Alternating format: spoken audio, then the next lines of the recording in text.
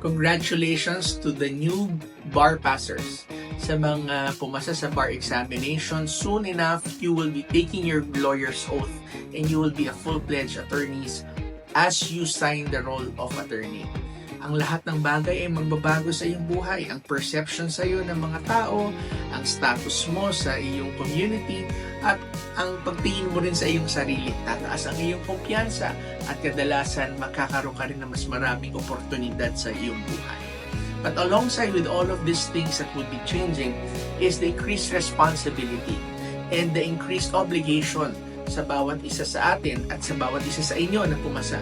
Soon enough, ma-realize mo that whether you go to government, you go to private practice or elsewhere, the tenets and the principles that you have learned about justice, fairness, and truth would always be put to test.